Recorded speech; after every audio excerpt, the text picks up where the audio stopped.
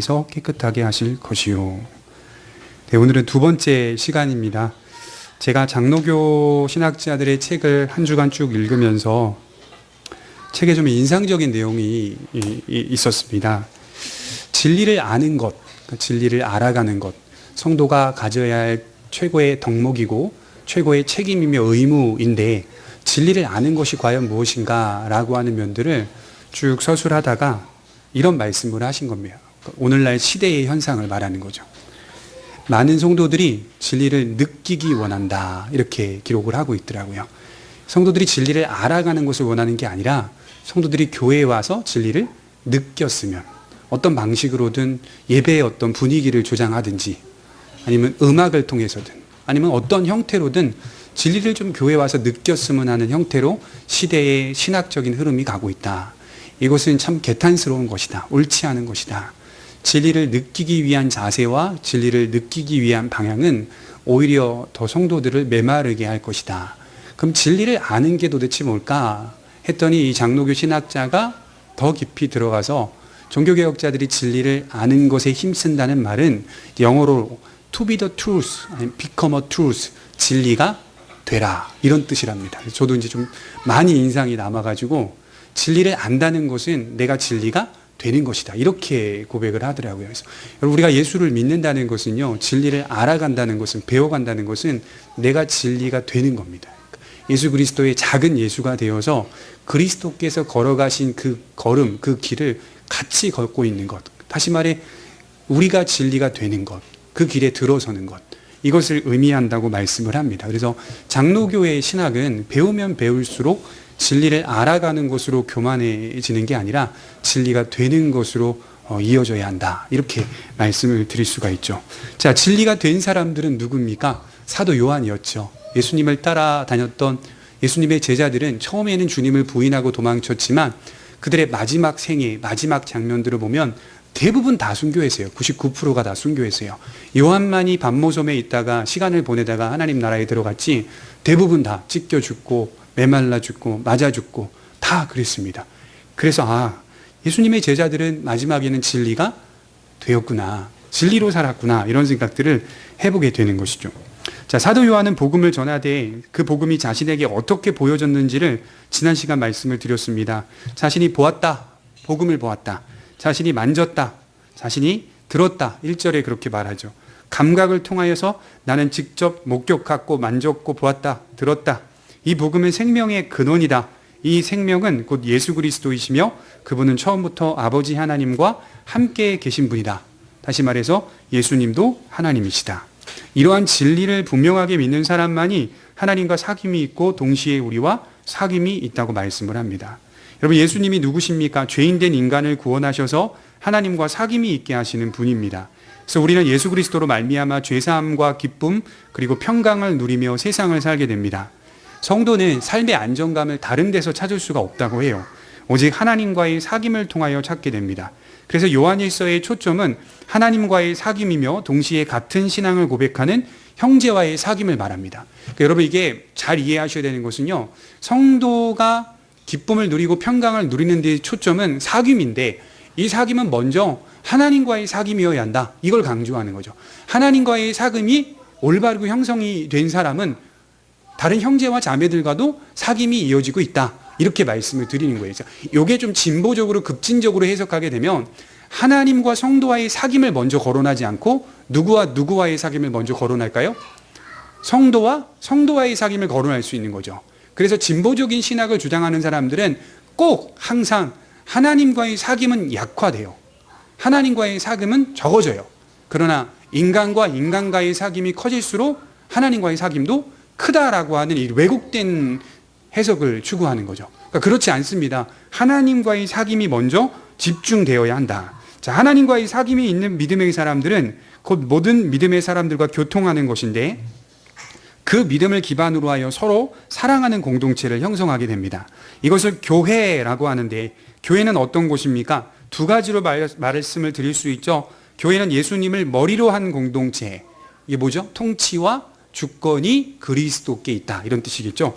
그리고 예수님을 몸으로 한 공동체, 주님의 머리 되시고 주님의 몸 되신 교회로 이해하지 못하고 사람들의 모임 정도로만 이해한다면 아직 믿음이 무엇인지 잘 모르는 겁니다. 자, 우리가 지난주 수련회를 갔죠. 우리가 수련회 간 것과 세상이 수련회 간 것과의 차이가 뭐죠? 거기도 똑같이 사람들과의 모임, 사람들과의 시간, 사람들과의 사귐을 위해서 가잖아요. 우리와 세상의 어떤 산악회나 그 다음에 배드민턴 단체 동호회나 그 다음에 또 뭐가 있을까요? 자전거 동호회나 이런 것도 다 똑같이 수련회라고 하는 주제를 갖고 가는 거죠. 그러나 차이가 뭘까요? 그리스도의 머리 되심과 그리스도의 몸 되심이 없다. 여기 차이가 있죠. 그래서 성도는 예수님의 통치와 주권 안에 종속된 존재, 동시에 성도는 주님의 몸 되심에 접붙여진 성도들, 이런 뜻이죠. 우리는 항상 주님에게 접붙여져 있습니다. 그러니 거기에 붙어있는 가지는 요한복음 15장처럼 나는 포도나무요 너희는 가지니 나를 떠나서는 너희가 아무것도 열매를 맺을 수 없다라고 말씀을 하고 있는 것이죠. 이게 로마서에 또 바울이 해석하고 있는 내용이거든요. 자, 5절에 보면 우리가 그에게서 듣고 너희에게 전하는 소식은 이것이니 곧 하나님은 빛이시다. 그에게는 어둠이 조금도 없으시다는 것이니라. 자, 먼저 요한은 그에게 들었습니다. 여기서 그가 누구죠? 우리가 그에게 들었다, 내가 그에게 들었다라고 했을 때 여기 그가 누구죠? 예수님이죠, 예수님. 예수님에게 뭔가를 들었다는 거예요. 뭘 들었다는 거죠? 뭘 들었죠? 하나님은 누구신가를 들었다는 거죠. 하나님이 누구신가? 자, 예수님이 누구시죠? 하나님이시죠. 예수님이 하나님은 누구신가를 요한에게 전달해 주셨다는 거죠. 제가 오늘 말씀을 준비하면서 탁 얻어맞은 게 있어요. 예수님께서 33년 6개월 동안 공생애를 하는 동안 무엇을 우리에게 가르쳤을까요? 우리 복음, 진리 이렇게 말씀을 하는데요. 사실 따지고 들어가 보면 하나님을 가르쳐 주신 거예요. 하나님. 진짜 하나님이 누구신지에 대해서 가르쳐 주신 거예요. 하나님 이런 분이시다. 하나님은 구원과 연결된 분이신데 어떤 존재이시냐? 이 하나님이 어떤 분이신가를 가르쳐 주시는 일을 한 것이 예수님이 33년 6개월 동안 계속해서 이제 했다. 이렇게 볼 수가 있는 것이죠. 우리 신앙생활에서 꼭 놓치지 말아야 할 부분이 있는데 이 하나님에 대한 지식입니다. 신앙의 연수가 길어질수록 하나님은 어떤 분이신지를 알아가게 되는 거지 다른 걸 알아가는 게 아니에요. 하나님 안에서 우리가 끝까지 신앙생활하는 건 결국 하나님은 어떤 분이신지를 아는 거예요. 그러니까 수년 동안 신앙생활하는데 하나님이 어떤 분이신지를 모른다. 그 뭔가 지금 핀트가 안 맞은 거죠. 방향이 안 맞은 거예요. 하나님에 대한 지식이 조금씩 쌓여가야 돼요. 자, 나에 대한 초점을 멀리하고 내 상황과 환경에 대한 초점을 멀리해야 돼요. 내 문제에 대한 초점도 멀리해야 돼요. 그건 하나님을 알아가면 알아갈수록 다시 보여지는 겁니다. 굉장히 신비스러운 거죠. 내가 내 문제에도 초점을 맞추는 것이 아니라 내가 하나님에 대한 초점을 맞추고 하나님이 누구신지에 대한 지식을 알아가면 알아갈수록 희한하게 하나님에 대한 지식은 생명이 있어서 내 문제와 상황과 나 자신에 대한 지식이 더 깊어지고 이해가 깊어지게 된다. 이렇게 말하는 거죠. 하나님에 대한 지식이 깊어질수록 나에 대한 지식도 깊어진다. 그래서 오늘 하나님은 어떤 분이십니까? 물어보면 요한이 이렇게 말하죠. 하나님은 빛이시다. 이렇게 말해요. 창세기 1장 3절에 보면 빛을 첫날에 창조하시는데 빛이 만물 중에 근본이라고 하셨거든요. 이와 같이 하나님이 빛이시라는 말씀은 하나님께서 근본이라는 의미입니다. 그렇죠? 빌립보서 2장 6절에 보면 그는 근본 하나님의 본체시나 하나님과 동등됨을 취할 것으로 여기지 아니하시고, 여기서 그는이라고 하는 분이 누구죠? 그는 근본 하나님과 본체시다. 누구죠? 예수 그리스도. 그죠? 하나님을 소개하면서 자신도 소개하고 있는. 그래서 삼위일체 하나님에 대한 지식이 성립이 되는 거예요. 예수님도 하나님이시다. 근본이시다. 자, 물리적인 측면에서 빛이 만물의 근본인 것처럼 하나님을 소개함에 있어서 적합한 설명을 하는데, 또한 빛은 근본이라는 의미뿐만 아니라 요한복음에 보면 밝혀줌, 요한복음 11장 9절, 요한복음 3장 19절에 성결, 요한일서 2장 9절에 살려줌, 사랑 등의 속성을 지니고 있습니다. 하나님은 이러한 속성을 지닌 분이라는 의미입니다. 이와 반면에 어두움은 어떤 의미가 있냐면 진리가 없는 것과 죄악과 사망으로 가르쳐지고 있습니다. 조금 더 설명해 보면 6절에 보면 만일 우리가 하나님과 사귐이 있다 하고 어둠에 행하면 거짓말을 하고 진리를 행하지 아니함이거니와 그가 빛 가운데 계신 것 같이 우리도 빛 가운데 행하면 우리가 서로 사귐이 있고 그 아들 예수의 피가 우리를 모든 죄에서 깨끗하게 하실 것이요. 자, 조건적인 구절이죠. 조건적 구절. 너희들이 이렇게 하면 라고 조건적 구절이 성경에 굉장히 많이 나와요. 자, 하나님과 사귐이 있다고 하면서 선행의 필요성을 못 느낀다면 그것은 하나님과의 사귐을 갖는 것이 아니다. 이게 이제 간단히 말해서 무율법주의를 말하는 겁니다. 무율법주의. 내가 이제 하나님과의 회복이 일어났고 하나님과의 화목이 일어났으니까 내 안에 안심이 생겨가지고 율법이 어찌 필요 없다라는 식으로 신앙생활을 하는 성도들이 요한이 살고 있었던 시대에도 많이 넘쳐났던 거예요. 반드시 하나님에 대한 은혜가 있고 하나님과의 관계를 맺고 있다면 빛 가운데 행하는 삶으로 이어진다, 이렇게 표현하는 거죠.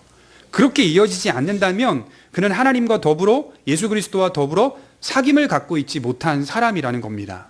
자, 우리 삶 가운데 착한 변화가 일어나야 한다고 말씀을 드리는 거예요. 무율법주의를 경고하고 있습니다. 마치 조건적 말씀을 내걸고 있는데 이것은 우리의 의지와 열심을 강하게 촉발하기 위함입니다. 반드시 빛 가운데 행하는 삶이 있어야 합니다. 예를 들어 술을 먹다가 술을 끊었어요. 이것도 빛 가운데 거하는 삶이 될 수 있겠죠. 이것도 빛 가운데 거하는 삶이 될 수는 있어요. 그러나 술을 먹고 안 먹고로만 말하는 게 아니라는 거예요. 제가 말씀드리는 거는 비록 지금 술을 끊기가 좀 어렵다 하더라도 술을 먹고 안 먹고로 구원의 문제가 대답되는 게 아니라는 거예요.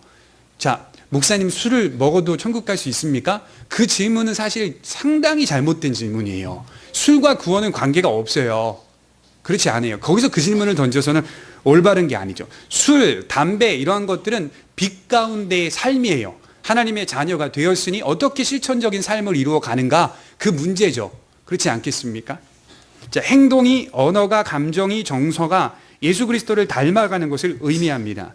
보고 듣고 만지고 하는 모든 것들이 하나님 안에서의 변해가는 총체적인 삶을 의미합니다.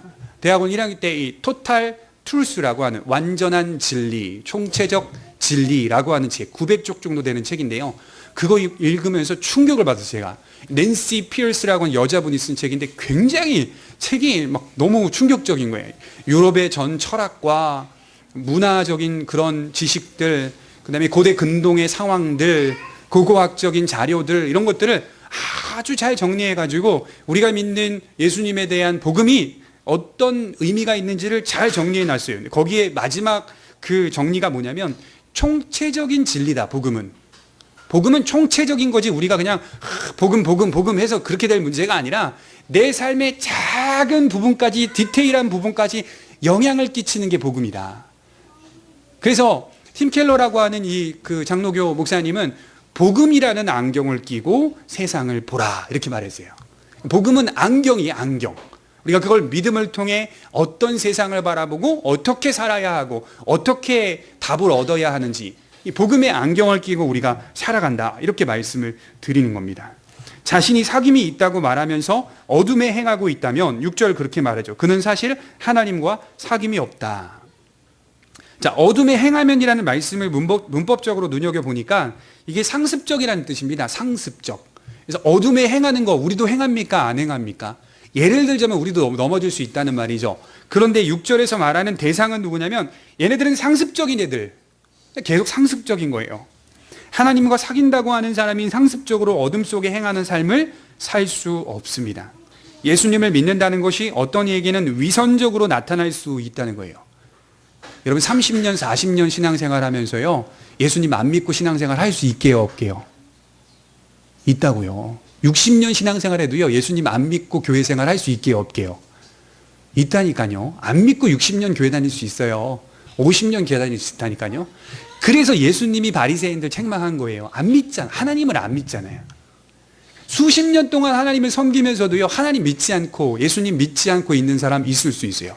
진리가 위선적으로 나타나는 사람들, 상습적인 사람, 어둠에 행하는 사람, 나는 뭐라고 말하죠? 하나님과 사귐이 있다라고 말하죠. 이런 사람들, 그럴 수 있다는 겁니다. 우리가 굉장히 조심해야 된다는 말씀을 드리는 거죠. 그래서 이 믿음이라고 하는 것은 진실로 믿는가? 이게 제일 중요한 문제라고 생각해요. 진실하게 믿는 자는 상습적이지 않으려 한다는 겁니다. 성결의 규범을 따르는 삶이 시작돼야 지금 우리가 하나님과 사귐이 있음을 알 수가 있습니다. 이것을 빛 가운데 행하는 삶이라고 말씀을 드리는 거예요. 다시 역으로 생각해 보면 어떤 성도가 빛 가운데 행하는 삶을 산다면 그는 곧 예수님을 믿은 결과이고 하나님과 사귐을 갖고 있다는 증거일 것입니다. 저 사람 정말 신앙생활 올바로 하네. 그러면 예수님을 믿은 결과, 올바른 결과라고요. 그가 은혜를 경험했기 때문에 그 방향으로 가는 거죠. 그조차도 그는 자랑할 것이 없다, 이렇게 표현을 하는 겁니다. 그래서 바울이요, 그러나 이제는 율법 외에 하나님의 한 의가 나타났으니, 자, 율법 외에 나타난 하나님의 의이기 때문에 만약에 율법 안에 나타난 하나님의 의라면 여기에는 자랑이 들어갈 수 있겠죠. 그러나 율법 외에 나타난 의이기 때문에 우리가 여기에 자랑할 자리가 없다는 거예요. 하나님이 준비하셨기 때문에, 친히 준비하셨기 때문에 이렇게 말씀을 드릴 수가 있습니다.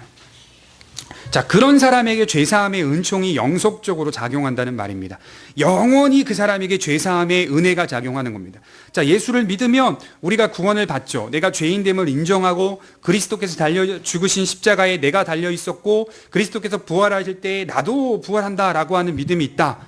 자, 영속적인 작용이 어떻게 일어나냐? 우리가 앞으로 지을 죄까지도 계속적으로 사함을 얻는 일, 용서해 주시는 일, 예수님의 피가 우리를 모든 죄에서 깨끗하게 한다는 말씀처럼 빛 가운데 삶을 살아가는 주의 백성들에게 지속적인 죄사함의 능력이 있고 그 능력은 예수님의 피로 이루어진다라고 말씀을 드리는 겁니다.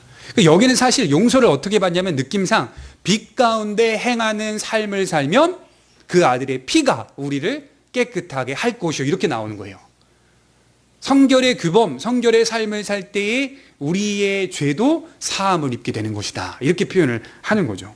사실 여러분, 피보다는 예수님의 공로나 십자가의 죽으심이라고 말하는 것이 낫지 않겠습니까? 제가 읽다 보니까 왜 요한은 피라는 단어를 쓸까? 차라리 예수님의 십자가, 예수님의 공로, 예수님의 죽음과 부활 이렇게 표현하면 이해하기가 쉬울 텐데 굳이 요한이 피라는 단어를 쓴 이유가 뭘까? 생각해 보니까 역시 구약 성경에 능통한 사도들은 제사적 의미를 끌어내고 있습니다. 피는 생명과 제사함의 능력을 의미하는데 예수님께서 죽으신 것은 온전한 제사와 온전한 제물로서 완전한 효력과 영속적인 효력으로 적실성 있게 적용된다는 말이죠. 구약으로부터 내려왔던 이스라엘의 제사법이 예수 그리스도를 가리키고 있다는 계시의 연속성과 완전성을 드러내는 말씀입니다. 한 사람이 주의 십자가를 믿고 성도가 되면 그의 삶은 지속적인 회개와 동시에 죄사함과 성화가 이루어지게 됩니다. 구원받은 것은 다른 말로 죄사함을 입은 것이며 이는 앞으로 우리 인생 가운데 짓게 될 죄까지도 사해 주신다는 은혜를 말합니다. 그래서 구원은 모든 죄를 사하시는 하나님의 능력과 은혜입니다. 물론 우리 편에서는 회개와 통회의 마음이 반복적으로 있어야 하는 것이죠. 그래서 우리를 모든 죄에서 깨끗하게 하실 것이요, 7절이 그렇게 말하는 거죠. 자, 하나님의 나라에 가는 그날까지 우리 모두가 죄를 지을 수 있습니다. 그래서 주님의 피는 앞으로 짓게 될 우리 모든 죄악까지 용서하시는 능력입니다. 약속입니다. 죄로 하여금 넘어질 때 우리는 다시 회개하며 은혜를 구하고 우리가 지은 죄에 대한 비통과 슬픔을 가슴에 안고 동시에 사해 주시는 소망을 믿으며 끝까지 걸어가는 겁니다. 그래서 여러분, 예수님의 피를 믿는다, 예수님을 믿는다라고 말할 때는 그 믿음 속에 약속이 보장되어 있는데 앞으로 우리가 짓게 될 죄까지도 용서해 주신다. 앞으로 우리가 짓게 될 죄. 그래서 이제 조금 쉽게 설명하기 위해 이 본문을 좀 들여다봤으면 좋겠어요. 누가복음 22장 30절입니다.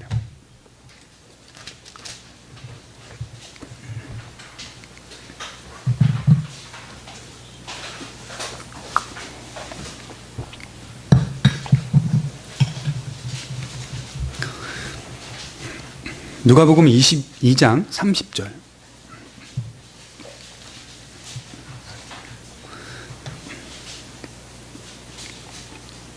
이제 예수님이 십자가에 달리시기 전에 거의 마지막까지 왔어요. 마지막 만찬을 행하시고 제자들에게 이제 말씀을 하시고 동시에 베드로가 닭 2번 울기 전에 나를 부인할 것이다 라고 하는 말씀이 선포되기 딱 직전입니다. 뭐라고 말씀하신지 한번 보세요. 30절에 너희로 내 나라에 있어서 내 상에서 먹고 마시며 또는 보좌에 앉아 이스라엘 12지파를 다스리게 하려 하노라.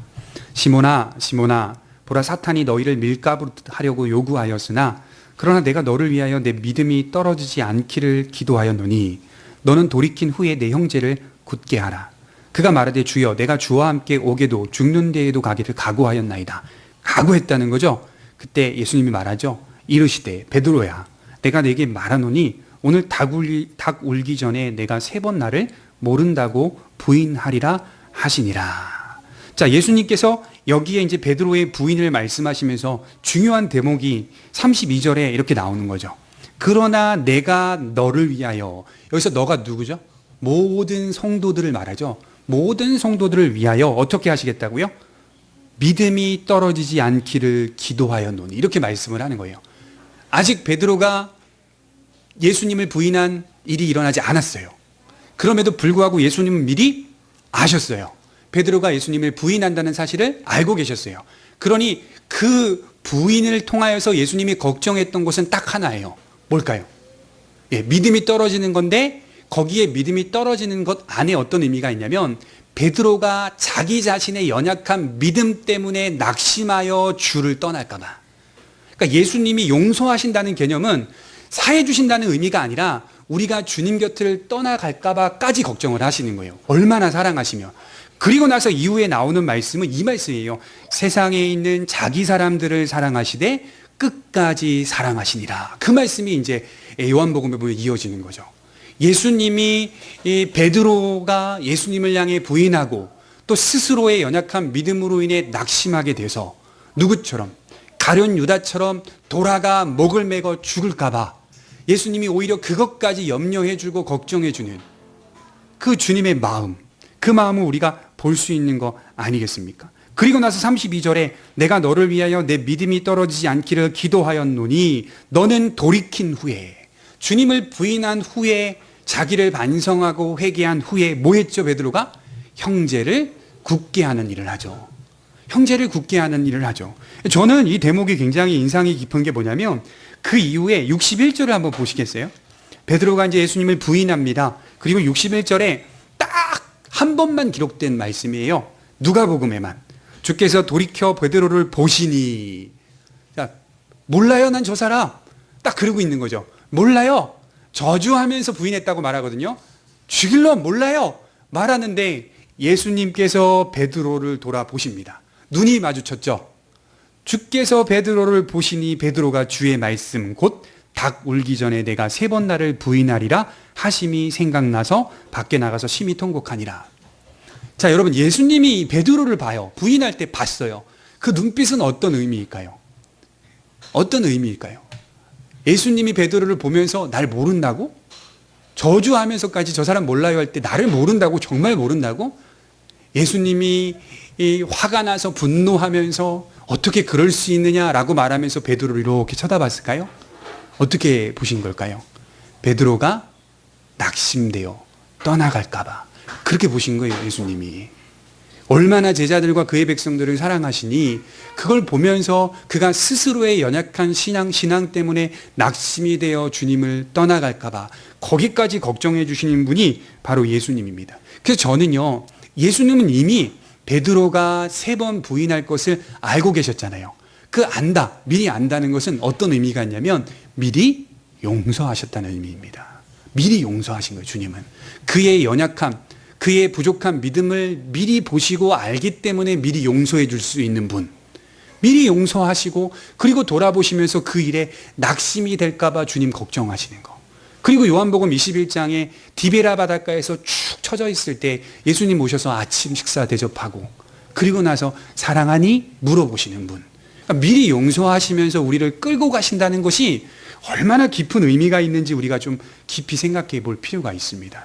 앞으로 지을 죄까지도 하나님은 미리 용서하시는 능력과 생명이다, 이렇게 말하는 거죠. 그리하여 우리로 하여금 가슴에 비통함이 있고 슬픔이 있을 수 있지만 소망을 놓을 수 없죠. 소망을.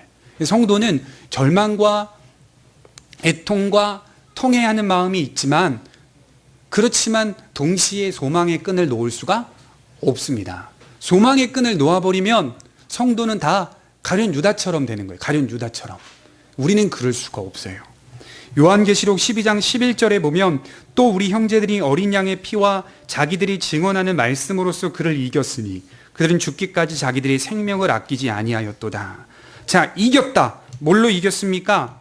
어린 양의 피로 이겼다. 어린 양의 피와 그의 말씀으로 예수 그리스도를 온전히 믿고 그의 말씀에 통치를 받으며 빛 가운데 삶을 살 때, 죽기까지 그런 삶을 살 때 이긴다. 그래서 여러분, 요한계시록은요, 질까 이길까 걱정하면서 보는 책이 아니에요. 많은 사람들이 베리치 받으면 죽어, 지옥 가, 또 뭐 하면 우리 천국 못 가, 막 이렇게 보면서 요한계시록을 보거든요. 한때 우리나라의 요한계시록을 가르치는 그 대부분의 사람들은 거의 2단 12에 다 이렇게 다 들어간 사람들이에요. 한때. 그 왜 사람들이 거기에 몰렸는가? 이렇게 보게 되면요, 요한계시록을 통해서 겁박하고 두려움을 주어서 이걸 하면 구원이요, 이걸 안 하면 구원받지 못하는 것이요, 이런 식으로 가르침을 하다 보니까, 그렇게 하다 보니까 마치 요한계시록에서 어떤 의미가 있는 것 같냐면, 이렇게 하면 구원이요, 저렇게 하면 구원이 아니요, 뭐 이런 식의 형태가 되는 거예요. 그러니 사람이 두렵고 걱정이 되니까 자연스럽게 복음을 보지 못하고, 야, 우리가 어떻게 해야 돼? 그래야 우리가 천국 갈 수 있대. 이렇게 되는 현상이 일어나는 거죠. 그러나 요한계시록을 이렇게 다시 한번 좋은 관점으로 보셔봐요. 성도는 패배할 수 없다. 성도는 구원을 받지 못하는 게 아니다. 성도는 구원을 받을 수 있다. 구원이 약속되어 있다. 어떻게 약속되어 있다는 거죠? 어린 양의 피로 약속되어 있고 그 말씀을 죽기까지 순종할 때에 반드시 이긴다. 이게 바로 요한계시록의 가르침입니다.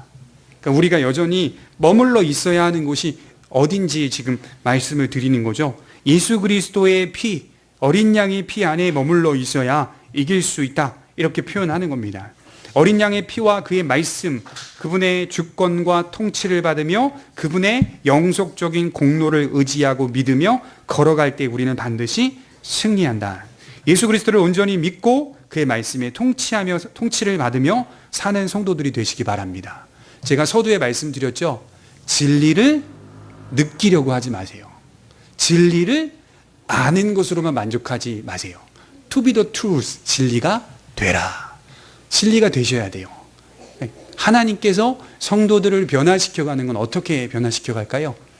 모양만 그게 아니라 주님을 닮는다. 정말 닮아가는 걸 말하는 거잖아요. 닮아간다.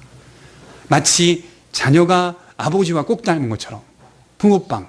그거는 노력과 관계없이 태어날 때부터 많이 닮았네 이렇게 나오죠. 그런 것처럼 하나님이 그의 백성들을 닮아가게끔, 하나님을 닮아가게끔 만들어 가신다면 우리가 그 모습 보면서 저 사람 정말 하나님과 사귐을 갖고 있구나, 제대로 믿고 있고 제대로 사귀고 있구나. 그러나 말은 하나님과 사귄다고 말하면서 상습적으로 빛 가운데 거하는 삶을 무시해 버린다면 저 사람은 하나님과 사귐이 없었던 사람이구나, 이렇게 알 수 있는 거죠. 기도하도록 하겠습니다. 하나님과의 사귐이 얼마나 우리의 삶을 윤택하게 만드는